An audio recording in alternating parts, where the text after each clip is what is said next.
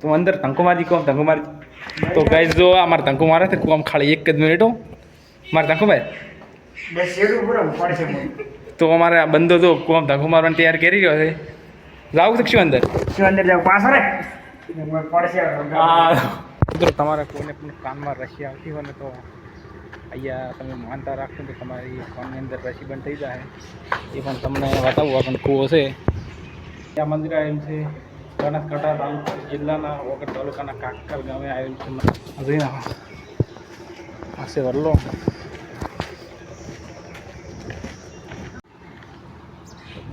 તો જય શ્રી રામ મિત્રો, સ્વાગત છે આજના એક નવા બ્લોગ વિડીયોની અંદર. તો ગાઈઝ આજે અમારા ગામની અંદર ઊભા હતા અને તમને સામે મંદિર બતાવું, સમરમાનું મંદિર. તો ગાઈઝ આ છે સમરમાનું મંદિર. અને મિત્રો તમારે કોઈને પણ કાનમાં રસી આવતી હોય ને તો અહીંયા તમે માનતા રાખશો તો તમારી ફોનની અંદર રસી બંધ થઈ જાય એ પણ તમને બતાવવું પણ કૂવો છે. એ અંદર તમારે ખાલી દૂધનો રેલો કરવાનો છે, ગાયના દૂધના હોય તેનો રેલો કરવાનો છે. તમારે રસી આવતી છે તો એકદમ મટી જશે. બાકી કૂવો પણ અહીંયાથી તમને બતાવી નાખું. બાકી આ જઈ નાખો મંદિર.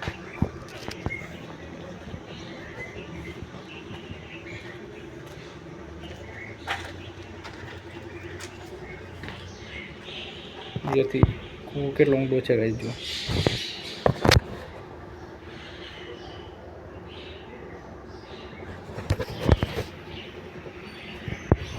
ઝૂમ કરીને પણ બતાવી નાખો અહીંયાથી.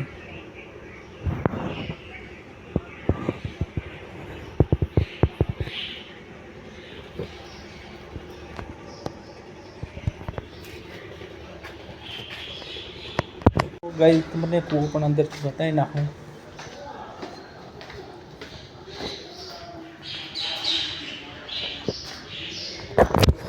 તો ભાઈ આ છે કૂવો અને અહીંયા તમારે ગાયનું દૂધ આવે તેનો વેલો માનવાનો છે અને એક ગ્લાસ દૂધ લઈને તમારે મોટા પૂરી કરવાની છે તમને પણ રસી આપતી હોય તો. બાકી જોઈ નાખો કૂવો કેટલો ઊંડો છે અહીંયાથી. હા જોઈ નાખો ભાઈ. સામે ગાય કૂવો આવી ગયો તો તમને બતાવું. બહુ ઊંડો કૂવો છે. આ જો ગાય આ છે કૂવો.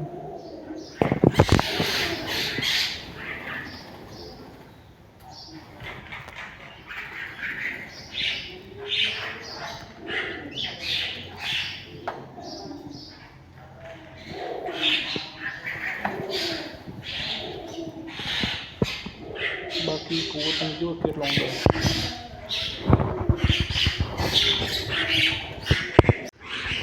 તો ગાઈસ કૂવો તમે જોઈને તો છે આ છે કૂવો.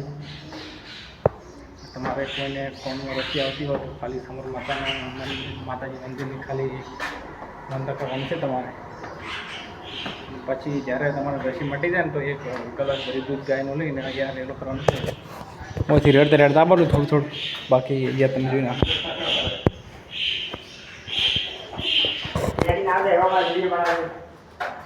બાકી અમારા જો સબસ્ક્રાઈબર મિત્ર બી આવી ગયા છે.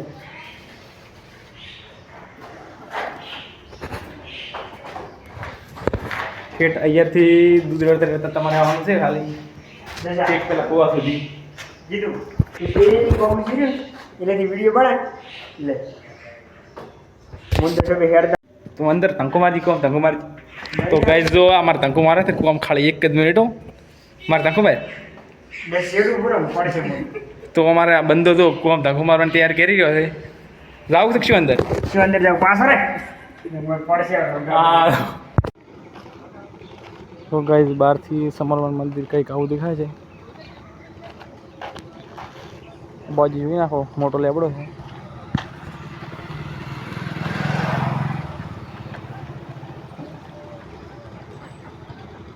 આ બાજુ છે મોટો વરલો વટલો. તમે જુઓ આની હાઈટ તો તમે જો ગઈશ. બ્લોગ બની ગયો છે કમ્પ્લીટ હવે.